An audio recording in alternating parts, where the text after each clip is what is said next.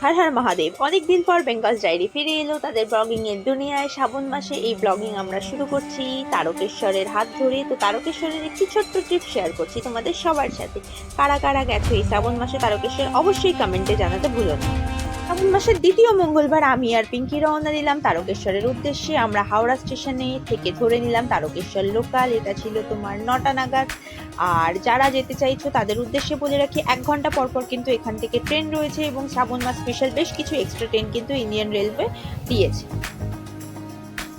শ্রীরামপুর পার হতে না হতেই আমাদের শপিং স্টার্ট। প্রথমেই আমরা কিনে নিয়েছিলাম 50 টাকায় 10টা মুসম্বি লেবু।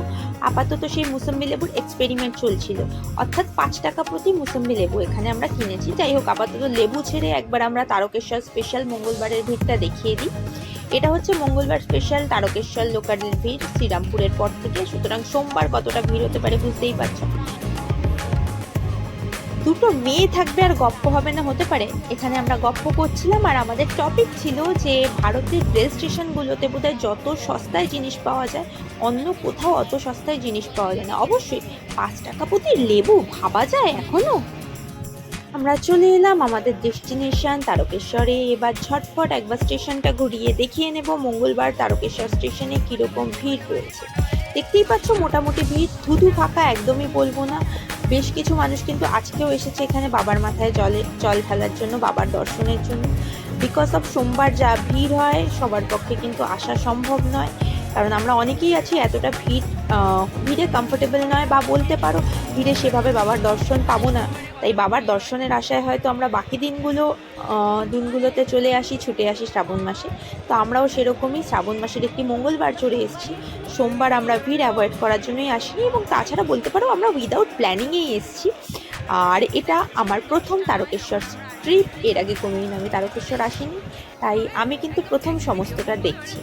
এটা হচ্ছে মঙ্গলবারের তারকেশ্বরের ভিড়, জাস্ট একবার দেখে নাও। জাস্ট ইমাজিন করো যদি মঙ্গলবার এই ভিড়টা হয়, সোমবার এর অন্ততপক্ষে 100 গুণ বেশি ভিড় হবে, এবং সেই ভিড়টা কতটা হতে পারে। আসলে এই ভিড়টাকে অ্যাভয়েড করার জন্যই কিন্তু সবাই মঙ্গলবার বুধবার এরকম নানান দিনে আসো।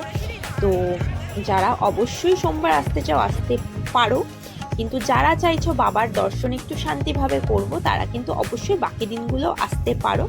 এবং অবশ্যই সোমবার করো না, বাড়িতে সোমবার করো, বাড়ির মন্দিরে জল ঢালো, এবং বাবার দর্শন একটু শান্তিপূর্ণভাবে না হয় আমরা করলাম সোমবার ছাড়া অন্য দিনগুলোতে। অনেকদিন ব্লগিং করা হয় না, তাই ব্লগিং করবো এই উদ্দেশ্যটা ছিল না বলেই একদম প্রথম থেকে কিন্তু আমরা ব্লগটা শ্যুট করতে পারিনি, তাই বেশ কিছু ইনফরমেশন দেওয়া হয়নি।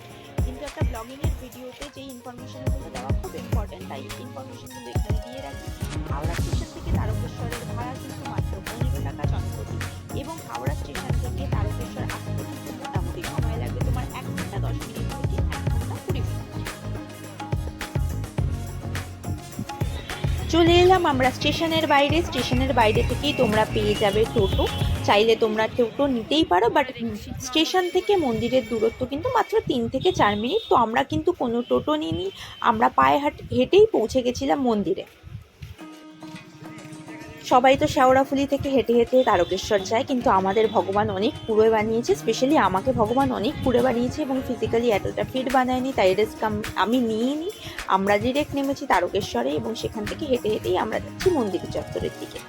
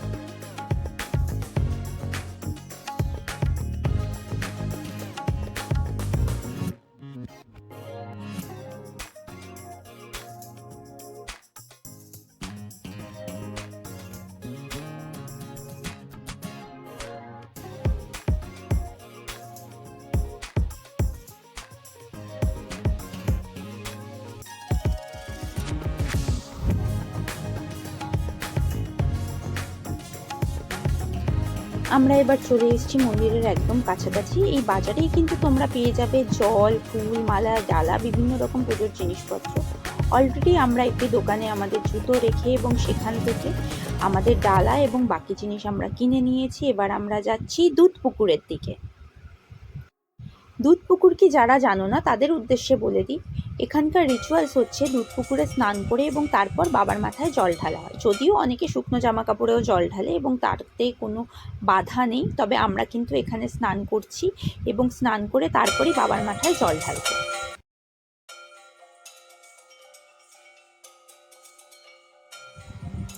আমাদের ম্যাডাম বছর কয়েক পর পুকুরে এসছেন এবং খুব মহা আনন্দে এখানে পুকুরে স্নান করছেন এবং পার্সোনাল এক্সপিরিয়েন্সে আমি বলবো, আমিও বছর 15 পর হয়তো পুকুরে নেমেছি এবং এখানে যে শান্তি আমি অনুভব করেছি, এর আগে প্রচুর পুকুরে নেমেছি আমি, আমার পাড়ার পুকুরে অনেক স্নান করেছি, সেই শান্তিটা কিন্তু পাইনি।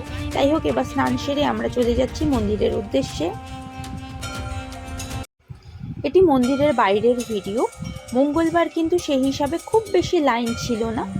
যাই হোক, মন্দিরের ভেতর থেকে কোনো ভিডিও করা হয়নি, বিকজ অফ সেই সময় পুজো দিতে আমি ব্যস্তশীল ছিলাম। আমি প্রফেশনাল ব্লগার নই, তাই পুজোর সাথে সাথে কি করে ব্লগ করতে হয় আমার জানা নেই। তাই বাকি আগে পরের ভিডিও তোমরা পুরোটা পেলেও পুজোর সময়ের কোনো ভিডিও তোমরা পাবে না, এবং আমি মনে করি পুজোর সময় মন দিয়ে পুজোটাই করা উচিত, ভিডিও শ্যুট নয়। তাই লাইনের বেশ কিছু ছবি তোমরা এখানে দেখতে পাচ্ছ, কিন্তু তারপর কিন্তু আবার থাকবে যা এক্সিটের পর থাকবে।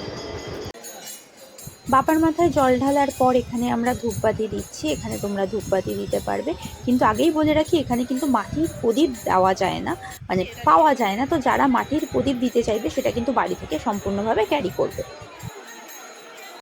অনেক দিনের শখ ছিল, আজকে এই শখটা পূর্ণ হলো। এইভাবে বিভূতি লাগানো কপালের আগে এখন বলো কেমন লাগছে। যাই হোক, একটুখানি সেলফি তুলে নিজের মুখটা দেখিয়ে দিলাম। এবার এই বলছে আমার গালটা কেন হলুদ হলুদ লাগছে। যেখান থেকে আমরা ডালা কিনেছিলাম সেখানেই আমরা আলটিমেটলি চেঞ্জ করে, মানে ভিজে জামা কাপড় চেঞ্জ করে বেরিয়ে পড়লাম। এবার আমরা একটু শপিং করব এবং তারপর যাব বাড়িতে। তো শপিং করব কি, প্রথমেই বলছি আমরা খুঁজছি চুড়ি। হ্যাঁ, আমরা চুড়ি পরবো। যাই হোক, অনেকেই হয়তো বলবে চুড়িটা আনম্যারিড মেয়েদের জন্য নয় বা চুড়িটা বাঙালিদের জন্য নয়, একদমই ঠিক কথা। কিন্তু আমরা এটা শখে পড়ছি, তাই নেগেটিভ কমেন্ট আসার আগেই বলে রাখি, আমার হাত আমার টাকা, আমি পরবো, তাই প্লিজ কেউ নেগেটিভ কমেন্ট করো না। তোমাদের ভালো লাগলে তোমরা পড়ো, না ভালো লাগলে না পড়ো, সম্পূর্ণভাবে স্কিপ করো। কোনো জিনিস কারো উপর কিন্তু জোর করে চাপিয়ে দেওয়া যায় না।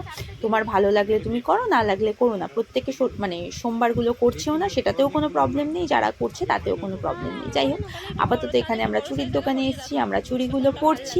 এবার চুড়ি পরার 1 ডজন চুড়ি এখানে 50 টাকা। আমরা দুজনে 2 ডজন চুড়ি কিনলাম এবং এক হাতে 6টা 6টা করে, অর্থাৎ এক একজন 1 ডজন করে চুড়ি আমরা পরছি।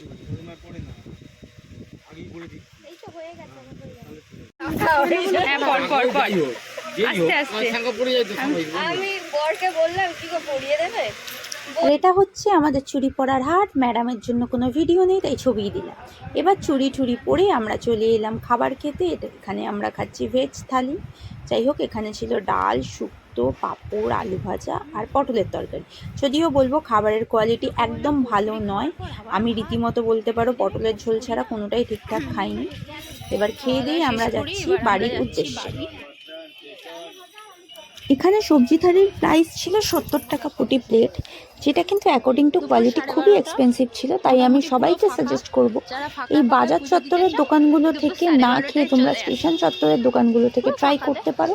কোয়ালিটি হয়তো আমরা বলতে পারবো না, কিন্তু এখানে সবজি ভাতের দাম হচ্ছে তোমার 45 থেকে 50, সেটা কিন্তু স্টেশন চত্বরে, আর মন্দির চত্বরে হচ্ছে 70।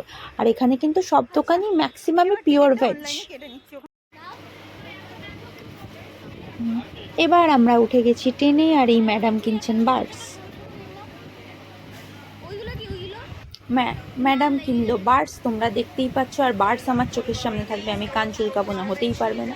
তাই আমি যথারীতি সব কিছু ভুলে এখানে কান চুলকাতে বসে পড়লাম ট্রেনের মধ্যে। আবার ব্লগ করতে করতে দেখো কান থেকে কত কিছু বেরিয়েছে আমার।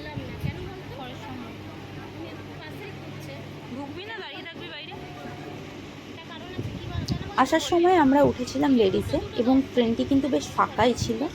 আমরা ছড়িয়ে বসেই এসেছি। এবং তার সাথে সাথে বলতে পারো আসার সময় কিন্তু ওয়েদারটাও বেশ ঠান্ডা ঠান্ডা হয়ে গেছে, বেশ মেঘ করেছিল। এবং শ্রীরামপুর ঢুকতে ঢুকতে একইভাবে কিন্তু বৃষ্টি হওয়া শুরু হলো, এবং হাওড়া নামতে নামতে সেই বৃষ্টি অবশ্যই চলে গেছিলো। কিন্তু একটা সুন্দর মিষ্টি হাওয়া আমরা ট্রেন থেকে অনুভব করলাম, এবং বৃষ্টি দেখতে দেখতে বলতে পারো একদম ফ্রেশ মনে মাইন্ডের সমস্ত ডিপ্রেশন ভুলে গিয়ে আমরা তারকেশ্বর থেকে বাড়ি ফিরছি। মানে অনেক দিনের ডিপ্রেশন ফ্রাস্ট্রেশন কাটিয়ে একটা শান্তির আমেজ নিয়ে মনকে ফ্রি করে কিন্তু বাড়ি ফিরছি। আমি ঠিক বাড়ি থেকে বেরিয়েছিলাম 7:20-তে, এবং আমরা যখন ফিরছি তখন টাইমটা একবার দেখে নাও, 14:40, মানে হচ্ছে 2:40। তো বুঝতেই পারছো একবেলায় গিয়ে ফিরে আসা সবটাই সম্ভব। এবার আমরা চলে এসেছি হাওড়ার মেট্রো স্টেশনে। আমি কিন্তু প্রথম আজকেই চললাম হাওড়ার মেট্রো, এতদিন কিন্তু সারা কলকাতা সেটা চড়ে ফেললেও আমি চড়িনি। যাই হোক, কতটা ভেতরে তোমরা দেখতেই পাচ্ছ, নিচে নামতে হবে। ও আচ্ছা,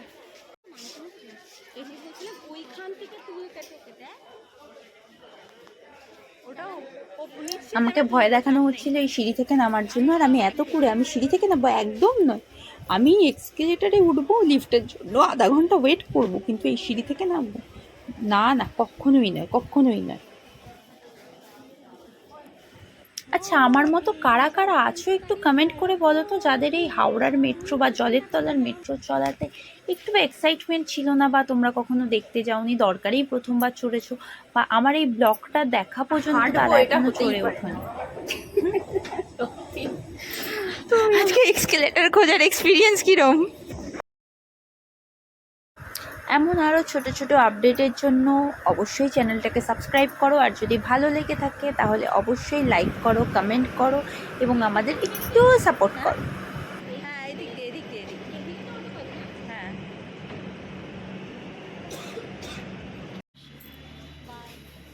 করতে হবে। বাড়ি ফিরছি তো, বাড়ি ফিরছি আমরা। কেমন লাগলো আপনার এক্সপিরিয়েন্স?